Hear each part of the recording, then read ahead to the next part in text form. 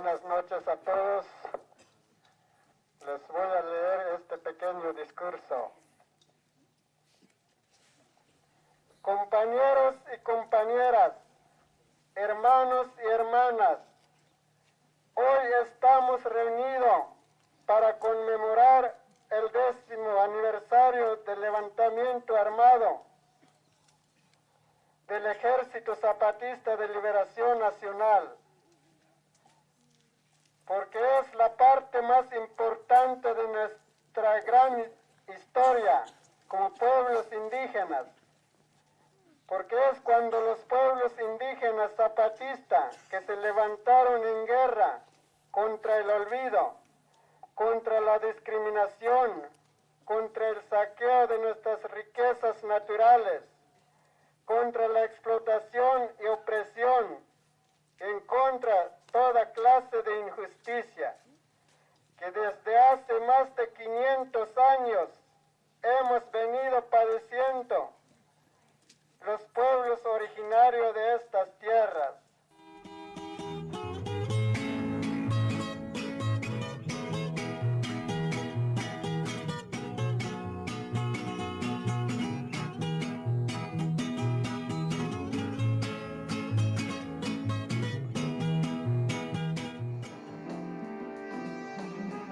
El 1 de enero de 1994 se estremeció la opinión mundial. Bajo la consigna «Ya basta», miles de indígenas ocuparon 7 ciudades del estado de Chiapas, ubicado al sur de México. Solo reivindicamos las tomas completas de la ciudad de San Cristóbal de las Casas. Una gran parte de la población del sur del país todavía vive en condiciones de extrema pobreza, racismo y represión. Los zapatistas se han levantado para luchar por tierra, salud, educación, libertad, democracia, paz y justicia. Su movimiento, el Ejército Zapatista de Liberación Nacional, EZLN, lleva el nombre de Emiliano Zapata, el líder campesino que luchara por los derechos de los marginados bajo el lema Tierra y Libertad en la Revolución Mexicana de 1910. Sin embargo, los logros de la revolución, entre ellos la reforma agraria, nunca llegaron a tener efecto en esta región. La fecha del levantamiento no es una casualidad. El 1 de enero de 1994 también entró en vigor el Tratado de Libre Comercio, TLCAN, entre México, Estados Unidos y Canadá, implicando el incremento de la miseria para la amplia mayoría del pueblo mexicano. El EZLN no aspira a tomar el poder del Estado, exige una democratización profunda del país entero y el abandono de la economía neoliberal. Durante décadas, la gente había intentado llamar la atención sobre su situación miserable a través de medios pacíficos, pero fue recién a partir de la rebelión del EZLN que comenzó a considerarse en serio la magnitud de lo que se estaba viviendo en Chiapas. El gobierno reaccionó tomando medidas represivas, enviando más de 17.000 soldados a la zona de conflicto. Más de 400 personas perdieron la vida. En México, como en el resto del mundo, muchas personas se solidarizaron con las demandas políticas del EZLN y exigieron el fin de los enfrentamientos por parte del gobierno y del EZLN. Gracias a esta presión, se logró un cese del fuego luego de 2 semanas de guerra civil. Desde entonces, el EZLN no ha realizado acciones militares. Continúa luchando con medios civiles para mejorar la situación de vida del pueblo.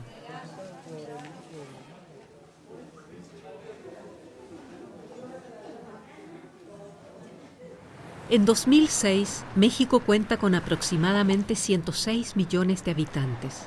Es considerado un país emergente y sus datos macroeconómicos son destacables. La riqueza social se encuentra muy mal distribuida. Una pequeña clase alta de blancos, que constituye el 10% de la población, conforma la élite política y económica del país. Cada segunda persona vive en la pobreza y cada cuarta en condiciones de extrema pobreza. 3/4 partes de la población es mestiza, es decir, descendiente de los pueblos originarios y de los conquistadores europeos. El 15% de los mexicanos es indígena. En total, hay 56 grupos indígenas con su propia lengua y cultura, de los cuales la mayoría vive en el sur del país.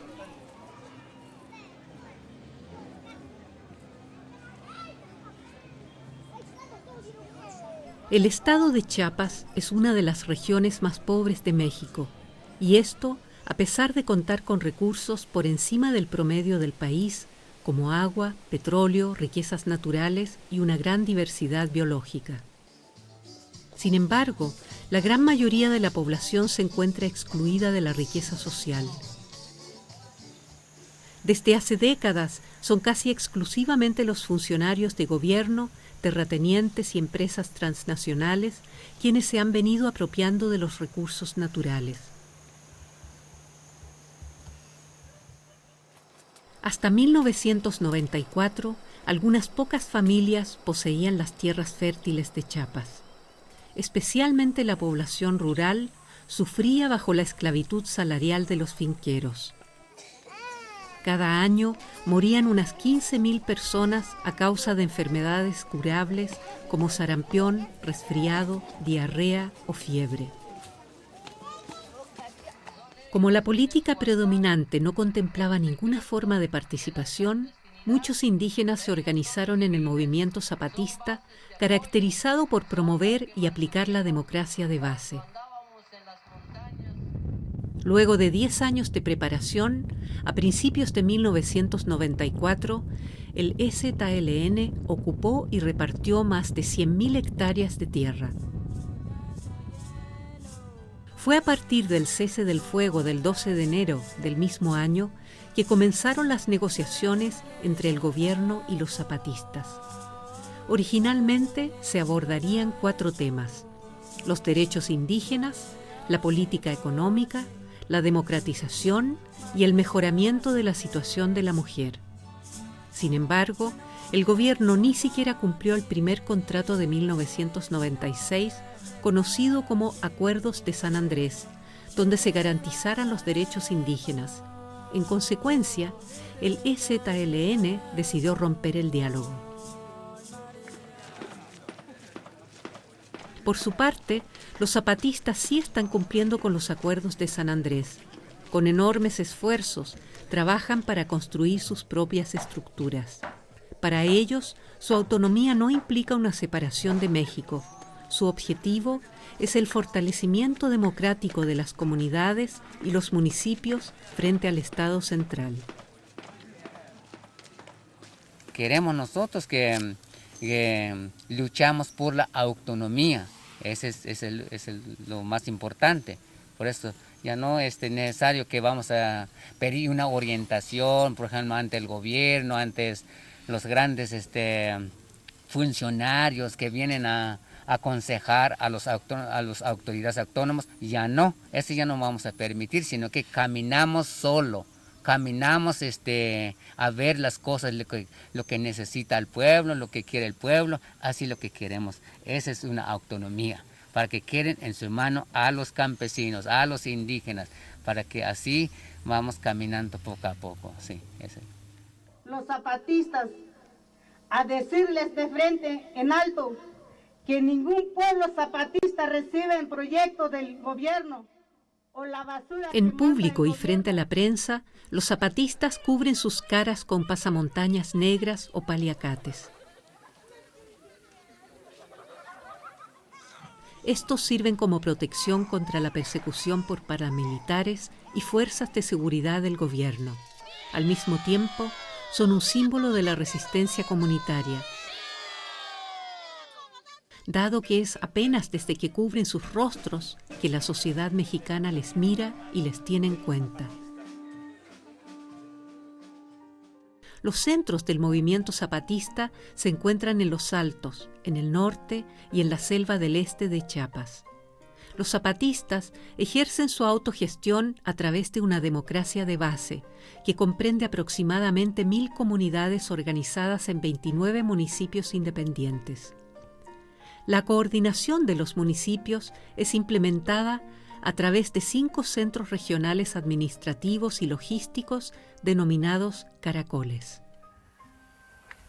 La mayor parte del trabajo político es realizada por los encargados del movimiento a nivel comunal y municipal, en los campos de jurisdicción, salud, educación, cuestiones de tierra, comercio y cultura, entre otros.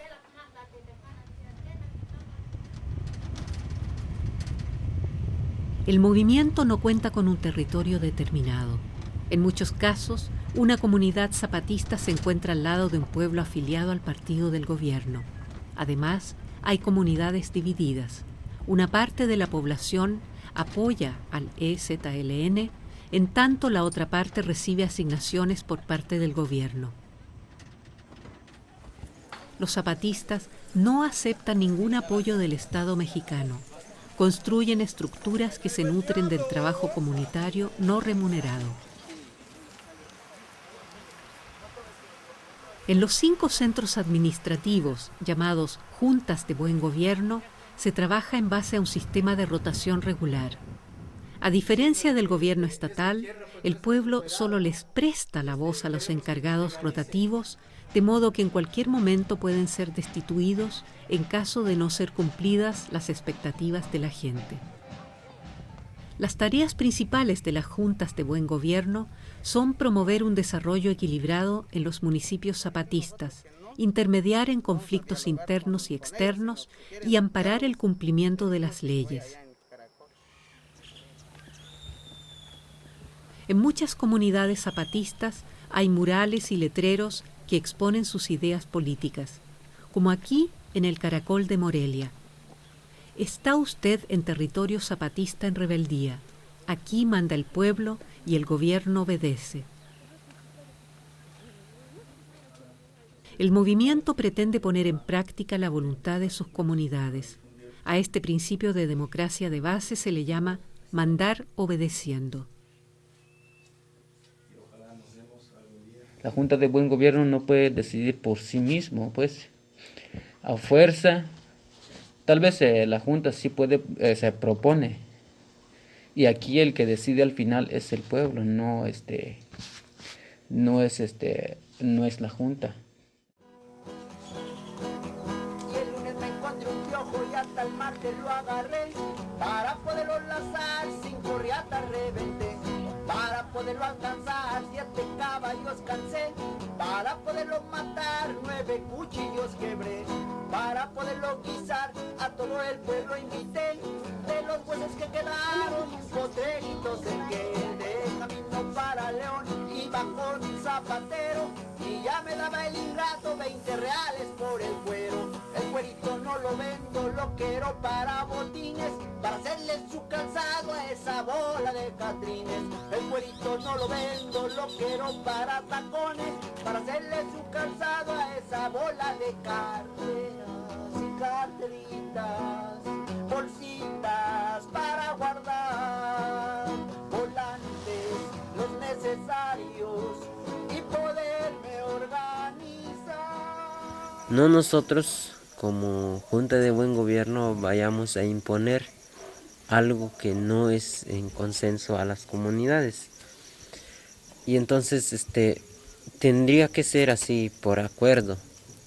Y no solo, o sea, los letreros son también para que las juntas de buen gobierno respete al pueblo, pero más al gobierno, al mal gobierno, como le decimos nosotros. Los malos gobiernos es como que lo vea y que respete. Le señalamos que respete a las comunidades indígenas, porque él siempre va y impone las cosas, sus proyectos, sus soldados, todos.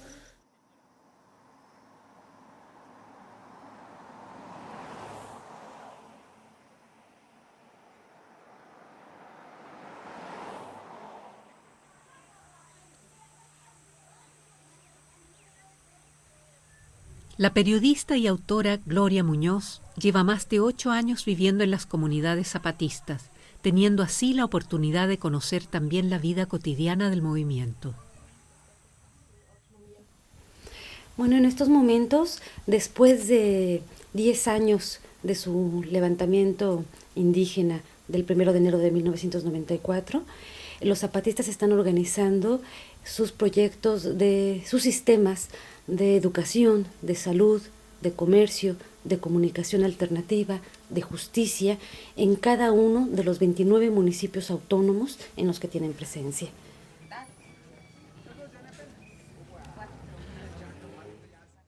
Un objetivo importante del movimiento es la asistencia médica de la población.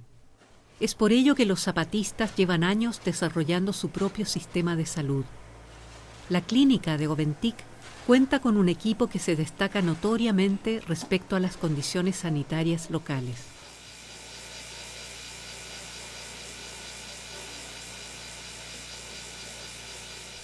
El miserable sistema de salud fue una de las causas principales de la insurrección. En 1994, muchas personas murieron a causa de enfermedades curables. No había asistencia médica, no se podía pagar o su ubicación resultaba inaccesible. Esta situación continúa mejorando. Como antes, no hay promotores de salud, pero hay muchas enfermedades, hay muchos muertos de los niños, hombres, mujeres y ancianos y ancianas de todo.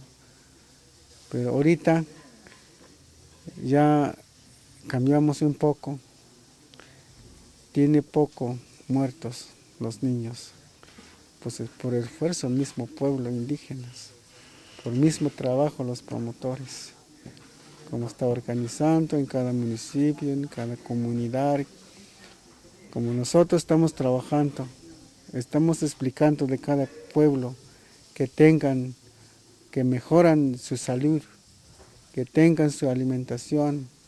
Hay que pensar cómo se puede lograr algo, su mejor vida, mejor salud de cada comunidad.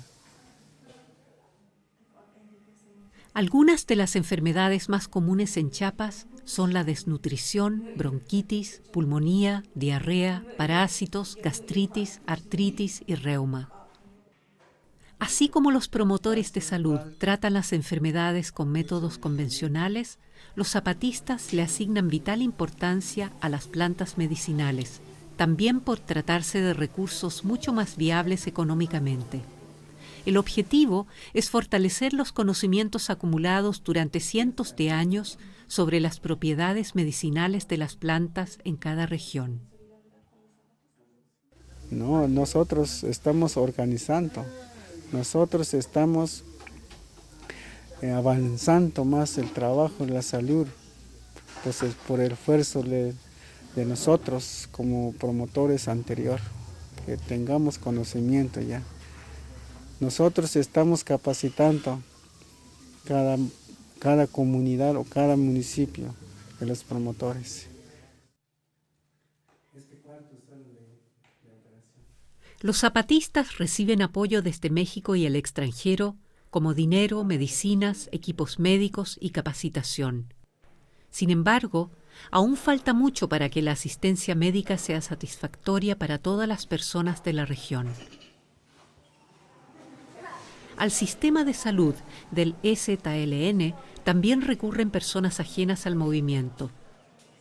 A los zapatistas se les brinda tratamiento gratuito, mientras que quienes son fieles al gobierno deben pagar una pequeña tarifa que es mucho menor que las que se cobran en los consultorios médicos convencionales.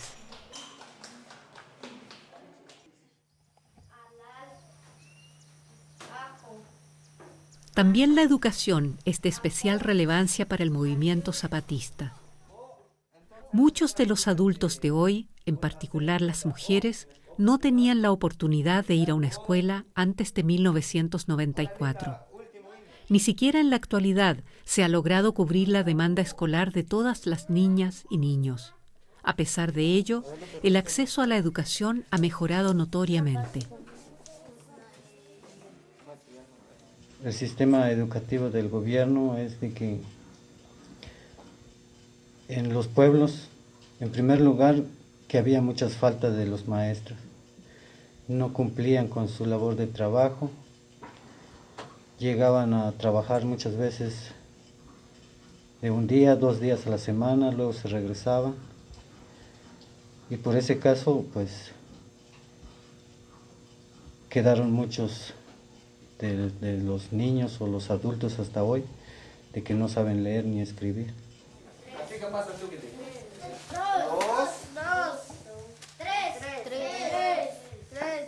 Y es la educación que impone, porque siempre la educación del gobierno fue quitando todo lo que es nuestra cultura, nuestra creencia, nuestra forma de hablar, nuestra forma de vestirnos. Todo eso, el respeto hacia los ancianos, hacia los mayores, pues, todo eso fue quitando, como que la educación fue dando otras ideas.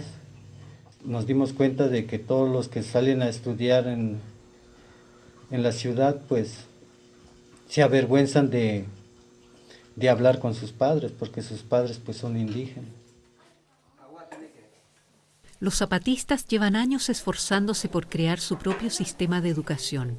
Al igual que en el área de la salud, también en el sector educativo se han capacitado promotoras y promotores. Estos imparten las clases tanto en la lengua local indígena como en castellano.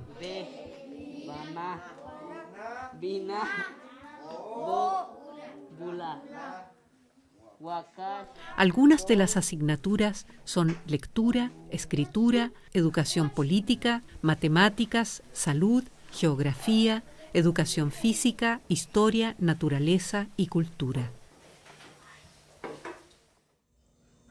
Es un papel muy importante que juega la educación en la autonomía, por lo que, como decía en el principio, que si el gobierno desconoció todo lo que es la autonomía de los pueblos indígenas, ahora la educación autónoma pues va recogiendo todos esos valores de los pueblos. O sea, desde pequeños los niños como que van aprendiendo de lo que los mayores han perdido desde hace mucho tiempo. Se va aprendiendo lo que es nuestra propia cultura, nuestra forma de hablar, nuestra forma de vestirnos, el respeto hacia los mayores, hacia la humanidad y hacia la naturaleza.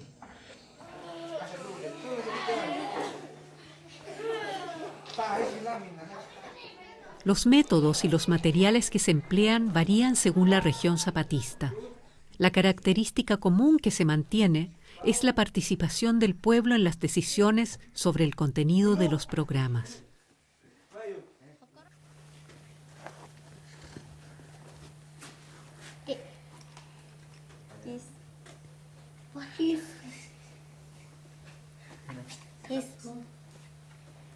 Es una educación participativa, es una educación de que sí los mismos pueblos deciden, o sea, en qué forma se puede educar a los niños.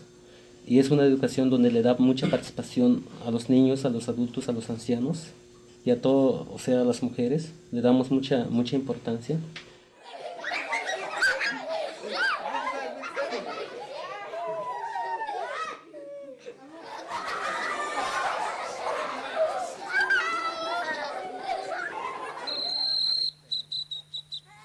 Solo en algunas comunidades hay centros de educación secundaria. El sistema educativo continúa desarrollándose.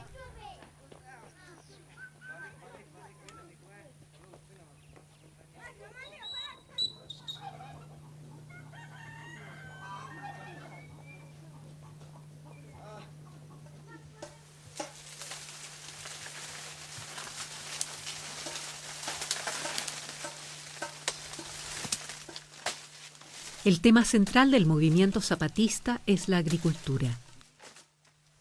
Antes de 1994, las familias indígenas solo tenían pocas tierras, generalmente en los cerros inclinados.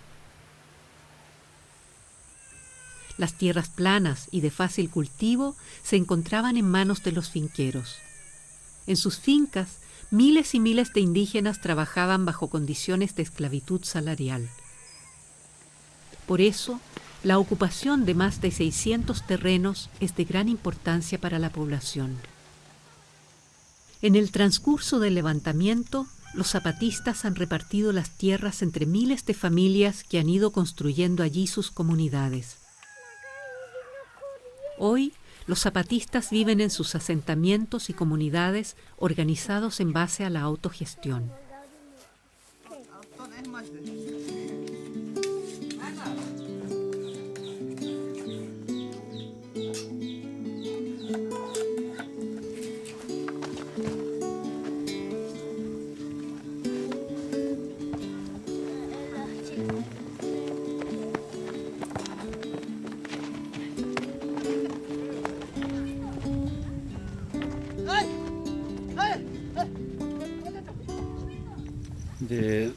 Antes del 94, pues la vida muy difícil, porque gente, o sea, en cada comunidad, pues hay gente que no hay donde trabajar, porque todo lo que es el planes de aquí, pues el que tiene ocupado los finqueros. Por eso la gente, pues no hay cómo trabajarla, donde puedes hacer sus trabajos. Siempre se van a buscar trabajo con los finqueros. Ese es el que más jodido antes. Pero ahora ya no, porque ya tiene sus pedazos de tierra.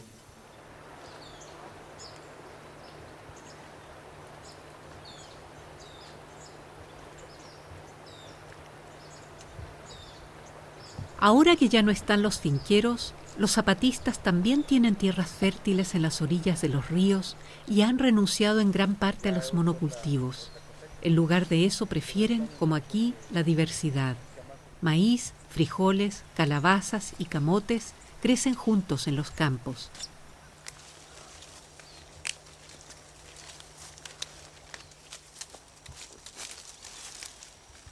Muchos zapatistas también evitan el uso de agrotóxicos. De este modo, se promueve el cultivo ecológico y se impide la dependencia de las empresas multinacionales químicas.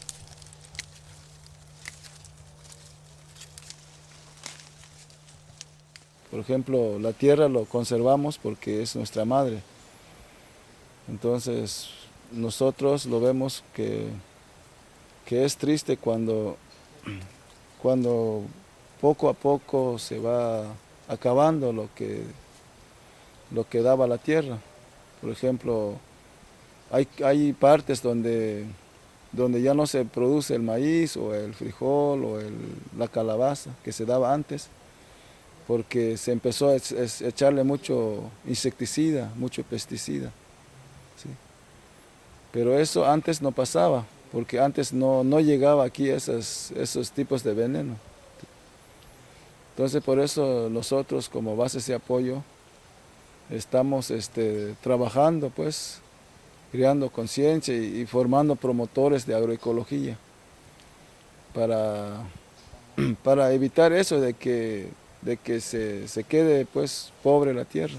¿Sí?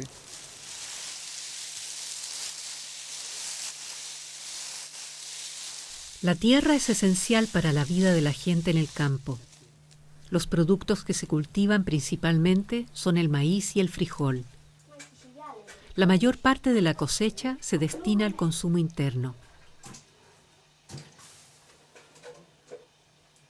Desde que entró en vigor el Tratado de Libre Comercio TLCAN, los precios del mercado han bajado considerablemente. Además, en muchos casos, el mercado más cercano o la próxima tienda se encuentran demasiado lejos, de modo que los gastos de transporte superarían las ganancias.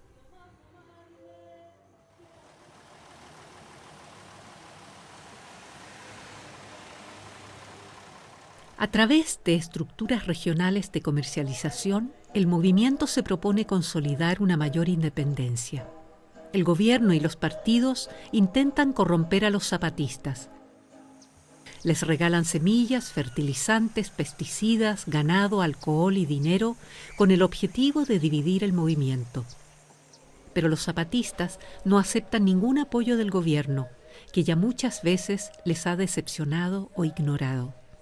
Ellos construyen sus estructuras con sus propios medios y con donaciones de grupos solidarios.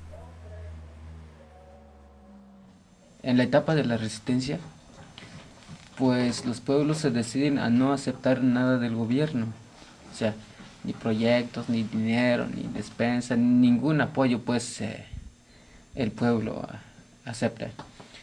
Entonces con eso pues se empieza a organizar, a crear esa bodega, pero con la participación de los 7 municipios. Con ese trabajo se ha podido avanzar dentro de ese mismo área de la bodega. En el de esa bodega pues ya también se ha sacado lo que es la ganancia del dinero. ¿Para qué? Pues para que darle a otros municipios, digamos, más atrasados en la producción. También en la tienda regional los zapatistas trabajan comunitariamente. Vienen de diferentes municipios y trabajan por turnos. Allí se ofrecen artículos de papelería, música, alimentos, ropa y herramientas. Pero no todos están de acuerdo con los proyectos zapatistas. Afiliados al gobierno ya atacaron y destruyeron la tienda, pese a lo cual los zapatistas han seguido adelante. Mantienen viva la esperanza de que las estructuras colectivas también logren convencer a quienes no son zapatistas.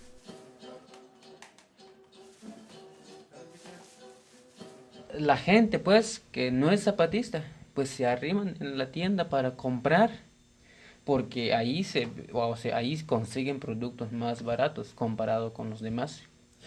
Entonces hay en ese lado, pues le hemos ganado la confianza a la gente. No es una tienda zapatista, pero que no es nada más para los zapatistas, es para todos.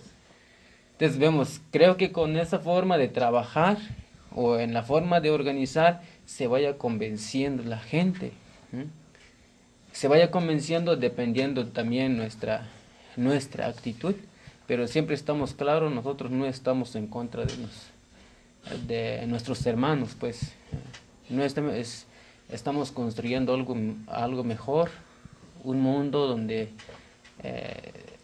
pues la justicia sea para todos.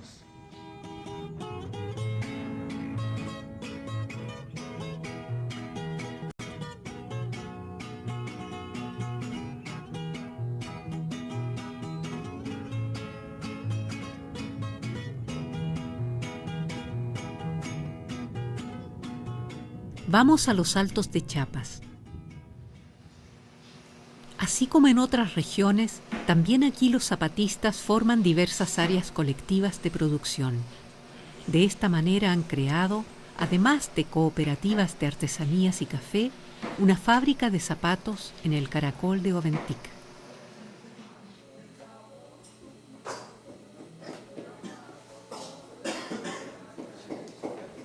Pues el proceso de los zapatos son 5 procesos, que es el cortado, el maquinado, el montado, el ensolado y el adornado.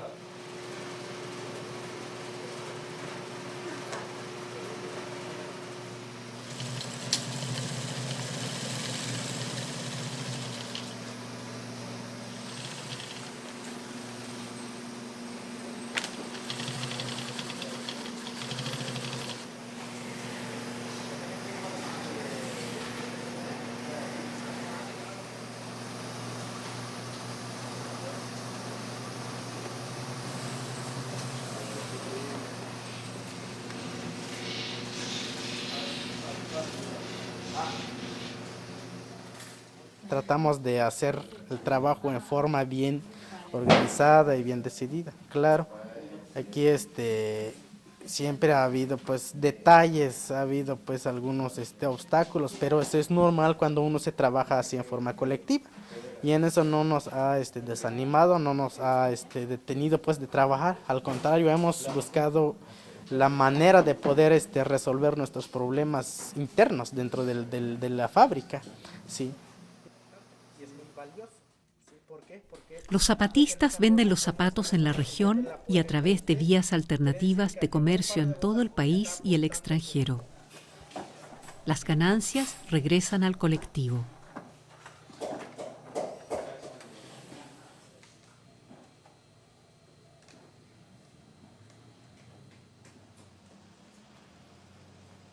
También las mujeres se han reunido para crear sus propios proyectos. En Cuyuljá llevan adelante un pequeño restaurante.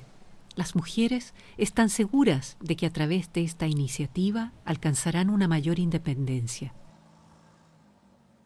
Hemos decidido formar este colectivo de mujeres porque es la única forma de cómo trabajar en colectivo con todas las mujeres. Y es la única forma como nos apoyamos en la resistencia, porque nosotras no estamos dependiendo del gobierno, sino que dependemos de nosotras mismas.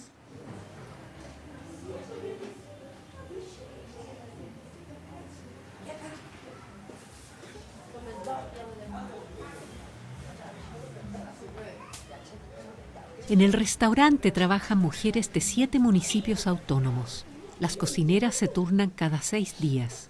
Cada mujer se hace responsable de la coordinación en turnos de 15 días.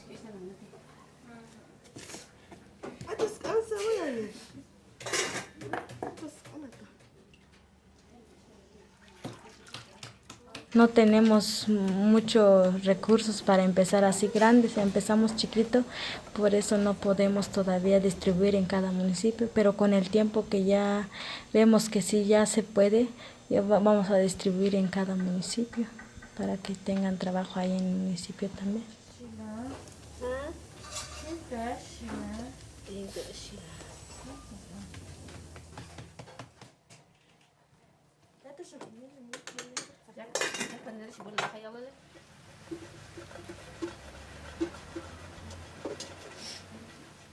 En los municipios, en las comunidades de los municipios, hay trabajos colectivos de las compañeras, o sea, a veces se forman un trabajo, ya de ahí cuando ya tienen un poco de dinero, invierten a otro trabajo, y así vamos a ir trabajando poco a poco con las mujeres, pero con el mismo esfuerzo de las mujeres juntan el dinero.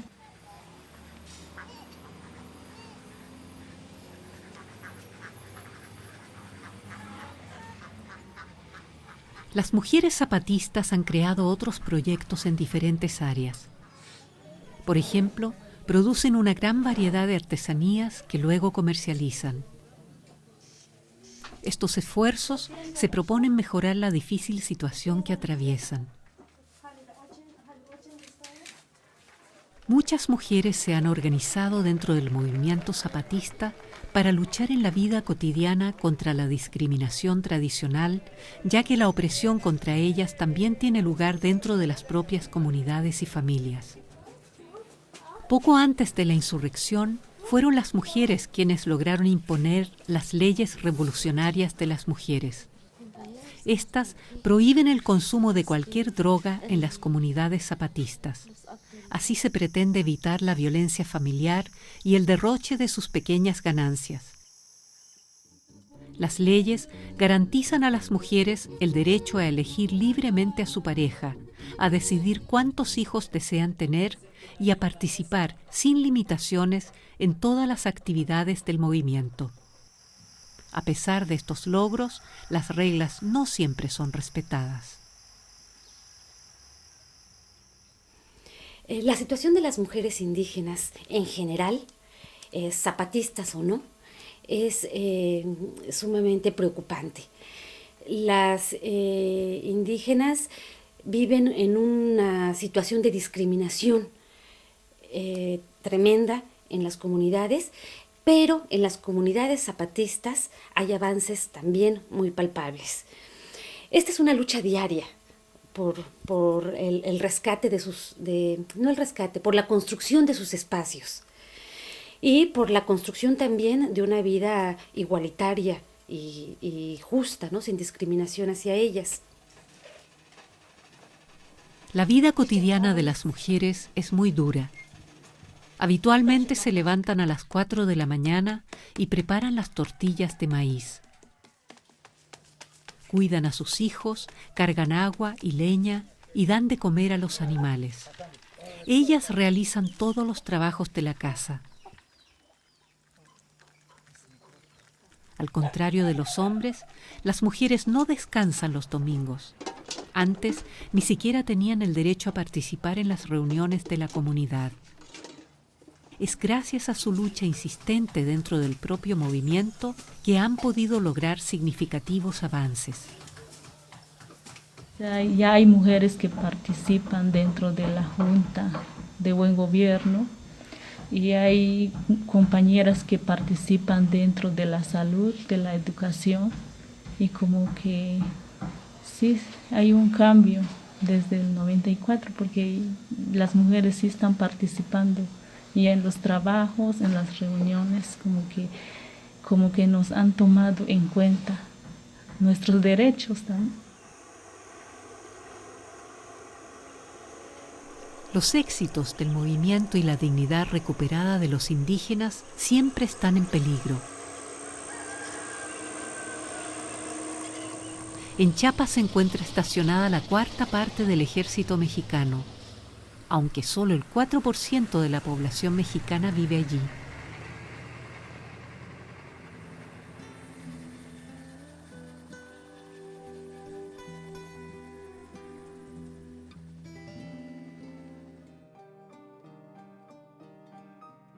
Unos 100 campamentos militares rodean el territorio rebelde.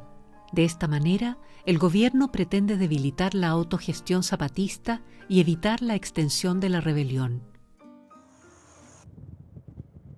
Alrededor de 50.000 soldados representan un peligro permanente para los zapatistas y la población civil.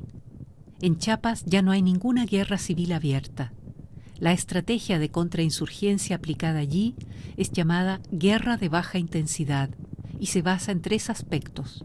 Primero, la guerra psicológica y la desinformación. Segundo, la represión militar. Y tercero, la violencia paramilitar.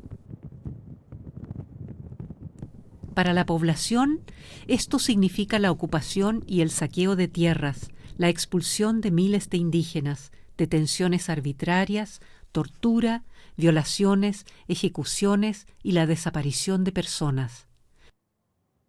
También con la presencia de los soldados han aumentado visiblemente la prostitución, el abuso de drogas y la destrucción de la naturaleza.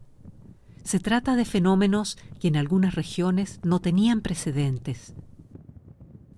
El ejército cuenta con el respaldo de grupos paramilitares. Son estos los que toman medidas más drásticas, aquellas que no deberían ser ejecutadas por parte del ejército oficial.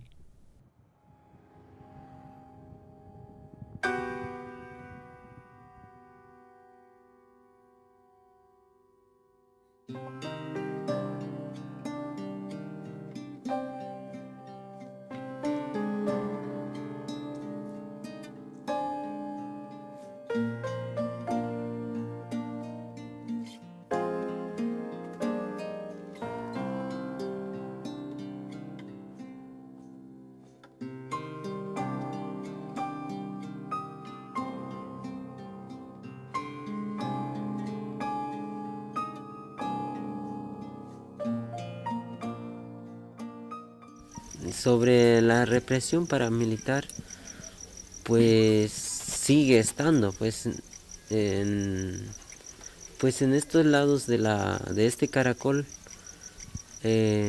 nunca se ha parado, pues sigue habiendo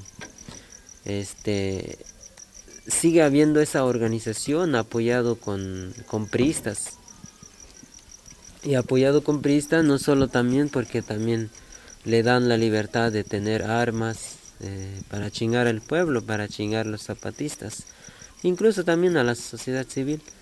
Pues los soldados de seguridad pública nunca le dicen nada. Un ejemplo de los ataques paramilitares y la colaboración con las fuerzas estatales de seguridad es la masacre ocurrida en el pueblo Acteal, en los Altos de Chiapas. Los indígenas que viven en esta comunidad pertenecen a la organización pacífica cristiana Las Abejas y comparten las demandas de los zapatistas. El 22 de diciembre de 1997, fuerzas paramilitares asesinaron brutalmente a 45 personas en esta comunidad.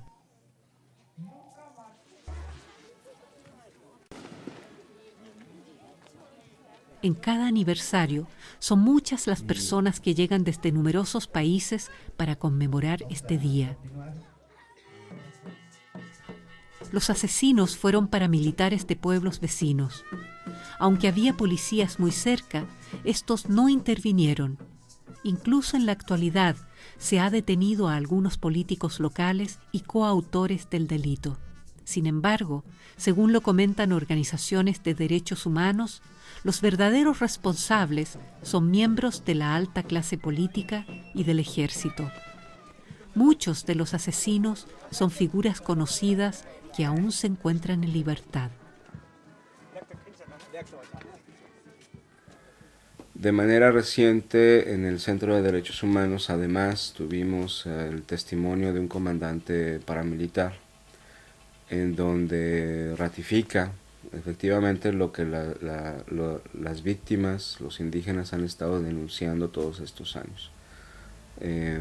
Cómo son financiados, cómo son uniformados, armados, cómo operan junto con seguridad pública efectivamente, y cómo tienen una relación directa con los altos mandos del ejército en Chiapas.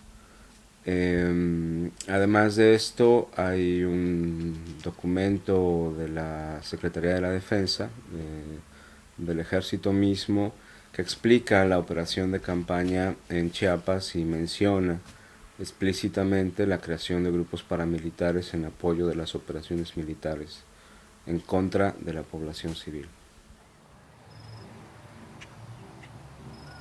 Otras medidas de contrainsurgencia son los intentos premeditados de dividir. La gente recibe ofertas de donaciones generosas de dinero o materiales a cambio de renunciar al movimiento zapatista. También el sabotaje y la desinformación intencionada forman parte de esta estrategia. Los zapatistas y otras organizaciones sociales continúan ofreciendo resistencia civil. Organizan protestas y plantones de derechos humanos, llevan a cabo campañas públicas y esfuerzos jurídicos para castigar a los responsables de los delitos. Tras el control militar, no se encubren solamente intereses políticos, sino también económicos. El gobierno y las empresas consideran toda la zona de Centroamérica como subdesarrollada. Siguiendo esta línea, se pretende imponer una amplia reforma económica en varios países. Una base fundamental para reestructurar las economías centroamericanas es el Plan Puebla-Panamá. El llamado PPP es un megaproyecto económico e infraestructural. Comprende, empezando por Puebla, los 9 estados del sur de México y los 7 países centroamericanos hasta Panamá. El objetivo más importante del Plan Puebla-Panamá consiste en la ampliación de la infraestructura de esta vasta región. El 95% del dinero se ve destinado a la construcción de carreteras, puertos y aeropuertos, líneas de telecomunicación y redes eléctricas. Especialmente el sector de energía cumple una función fundamental. La construcción de más de 100 presas significa tanto para políticos como empresarios la base del desarrollo económico. Con esta ampliación infraestructural se pretende aumentar la competitividad de la agricultura y silvicultura orientados a la exportación, la cría industrial de camarones y el impulso de las fábricas maquiladoras, planificándose paralelamente el fomento del turismo.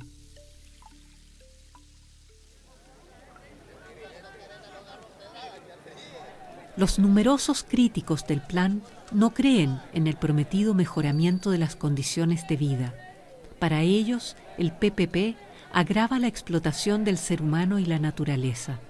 Tampoco admiten que es la pobreza, dado que solo una pequeña parte de todo el presupuesto está destinado a proyectos ecológicos y sociales. Michael Chamberlain, del Centro de Derechos Humanos Fray Bartolomé de las Casas, critica fuertemente la imposición no democrática del plan. Bueno, el Plan Puebla-Panamá es en sí mismo es un atentado en contra del pueblo indígena, porque pretende decidir el destino de los recursos naturales en la región, particularmente en la zona indígena de Chiapas, en las zonas indígenas de Oaxaca, es decir, dictadas desde arriba, ¿no? Desde el gobierno mismo y frente a los intereses de grandes empresas transnacionales y nacionales, ¿no?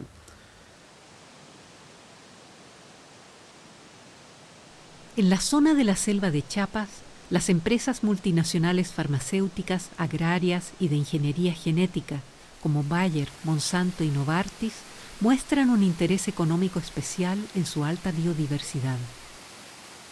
Empresas como Nestlé y Coca-Cola se interesan por las grandes reservas de agua potable. En la zona en rebeldía se hallan además reservas de petróleo y riquezas minerales de gran valor. A su vez, se pretende explotar la naturaleza aún virgen para fines turísticos. Por ejemplo, hay planes del gobierno de construir un campo de golf en las cascadas del Caracol Zapatista de Roberto Barrios.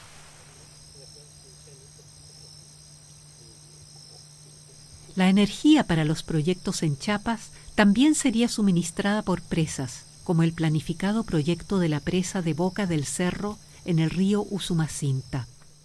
La empresa estatal de electricidad CFE ya inició la construcción de postes de alta tensión en dirección a la selva. Es por ello que muchas comunidades están en peligro de expulsión y oponen resistencia a tales proyectos.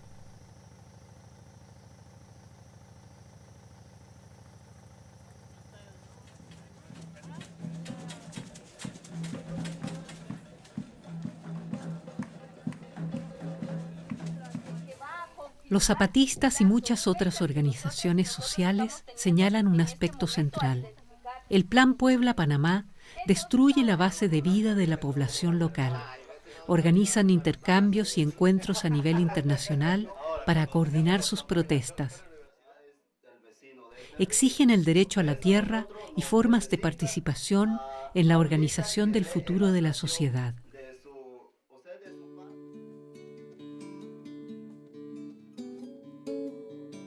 Los esfuerzos políticos del EZLN van mucho más allá de la región de Chiapas.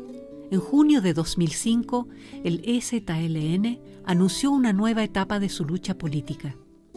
En un proceso de varios años, se propone crear una amplia alianza extraparlamentaria. Con este propósito, delegaciones zapatistas han visitado todos los estados mexicanos. Han discutido en asambleas y consultado a la población local.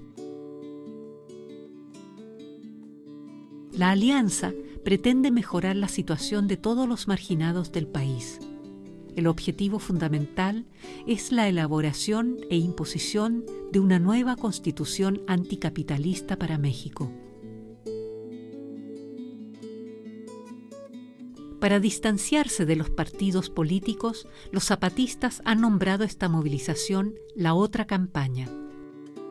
En su opinión, todos los grandes partidos forman parte del continuismo de los proyectos neoliberales, están involucrados en la corrupción y la delincuencia y solo gobiernan en favor de las élites y las empresas transnacionales.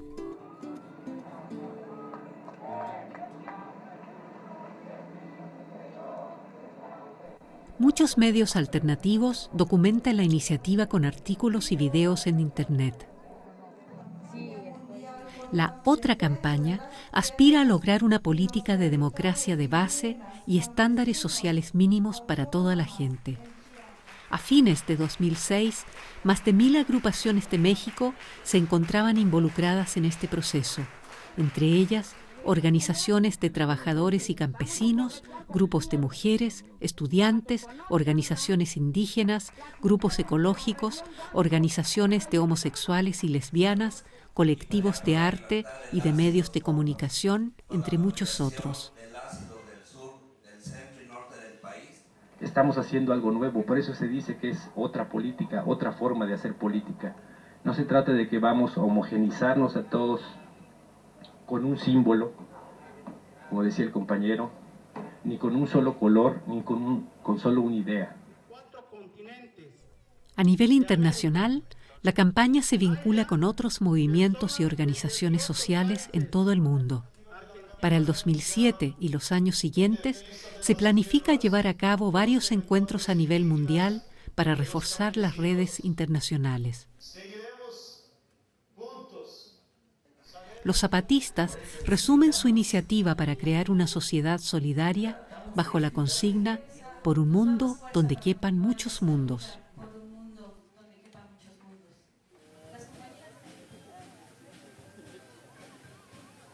Existe una gran solidaridad global con el movimiento. El entendimiento político del movimiento zapatista ha sido una inspiración para muchas organizaciones sociales. Al mismo tiempo, los zapatistas se solidarizan con muchos movimientos sociales de otros países. Cuando hay encuentros, como en los aniversarios del 1 de enero, siempre se reúnen multitudes de diferentes países para celebrar juntos e intercambiar ideas y experiencias.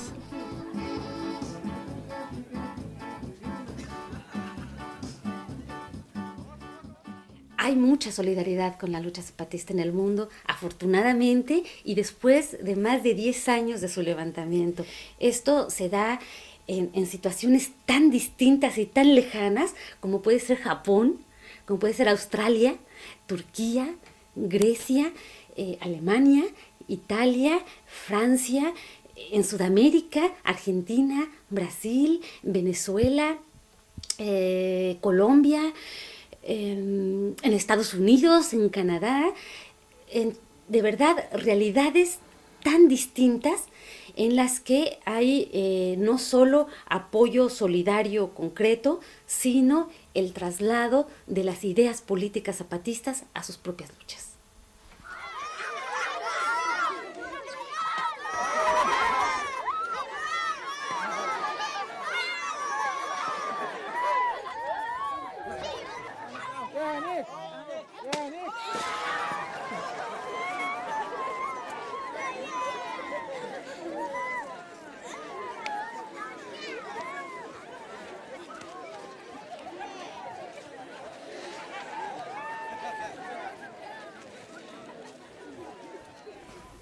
Bueno, las ideas zapatistas, o sea, el movimiento zapatista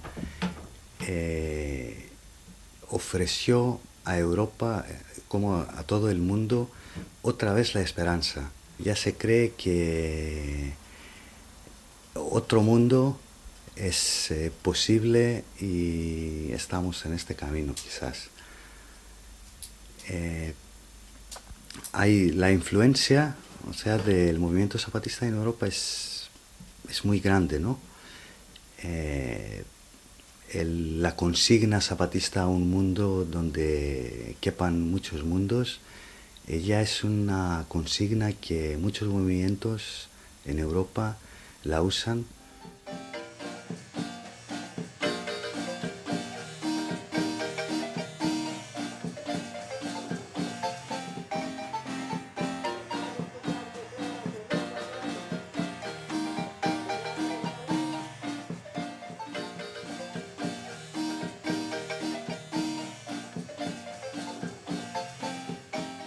Wir unterstützen die Zapatistas, weil das für uns eine ganz neue Hoffnung war, 1994, dieser Aufstand dieser indigenen Bewegung, die da radikal auch das kapitalistische System, den Neoliberalismus in Frage stellt. Es ist eine Inspirationsquelle in erster Linie, denke ich, ein Ort, der auch Kraft gibt und der immer wieder Anregungen gibt für Kämpfe in anderen Kontexten, in anderen Regionen. Ich denke mir aber auch, andererseits muss man auch aufpassen, dass man es nicht mystifiziert. Also ich denke, das ist ein altes Problem im Internationalismus, dass man die Tendenz hat, die Kämpfe ganz fern dann auch schön zu färben. Und da würde ich dafür plädieren, dass man da immer auch genau hinguckt und auch solidarisch kritisch hinguckt und sich da nicht allzu fest auch blenden lässt von den, beispielsweise jetzt bei den Zapatisten, von den schönen poetischen Texten, sondern ein bisschen hinter die Fassade auch guckt, und es bleibt dann immer noch sehr spannend.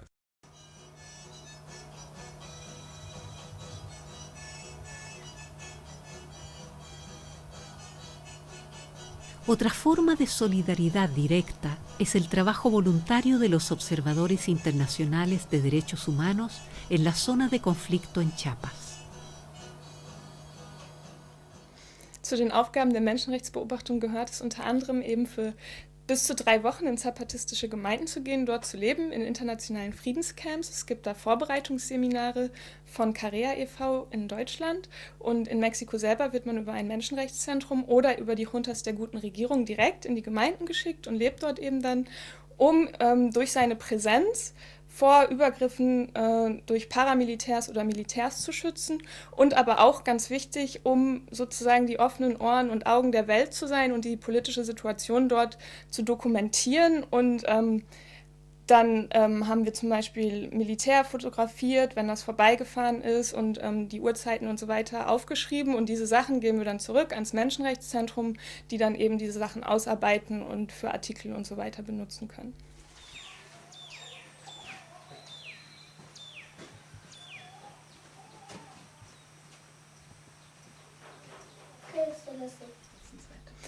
Ich finde es erstens unterstützenswert und total bewundernswert, vor allen Dingen auch, wie viel sie schon aufgebaut haben in ihren 13 Jahren des Aufstandes. Und vor allen Dingen finde ich auch die politischen Ideen und das Politikverständnis der Zapatistas total unterstützenswert. Ganz wichtig finde ich zum Beispiel diese nicht dogmatische Art und Weise. Sie sagen ja, fragend gehen wir voran. Also gestehen sie sich zu, immer wieder Fehler machen zu können, immer wieder andere Wege einzugeben. Es gibt eben nicht einen vorgeschriebenen Weg, an den sich gehalten werden muss. Und natürlich ist die Bewegung auch nicht widerspruchsfrei, oder es gibt auch Gemeinden, wo zum Beispiel das autonome Schulsystem sehr gut funktioniert, in anderen wiederum funktioniert es noch nicht so gut oder so. Also es gibt auch da immer wieder noch Probleme. Aber gerade auch das basisdemokratische Rätesystem oder so, wie sie es im Leben umsetzen und wirklich versuchen zu leben, sind tolle Ideen für mich, die ich eben auch gesehen und gelernt habe und auch hier mit in mein Leben hier wieder genommen habe, und auch finde, dass man auch hier über eine solidarische Gesellschaft mit diesen Ideen eben nachdenken kann. La solidaridad y el apoyo internacional que recibe el movimiento son múltiples. De esta manera, viene creciendo continuamente una red que lucha por una sociedad solidaria a nivel mundial.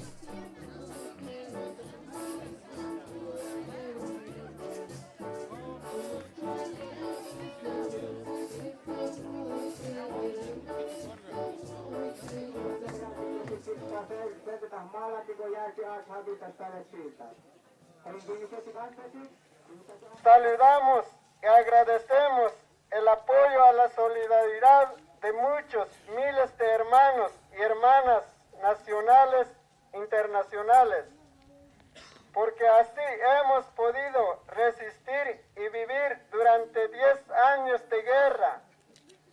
Por eso le pedimos que sigan apoyando en lo que puedan, pero también les pedimos que se organicen y luchen en sus propios pueblos y naciones contra el enemigo común, que es el proyecto y los planes del neoliberalismo.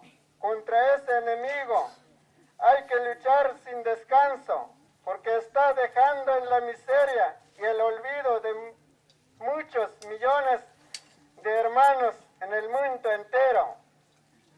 Es toda nuestra palabra: democracia, libertad y justicia. Gracias. Saludamos,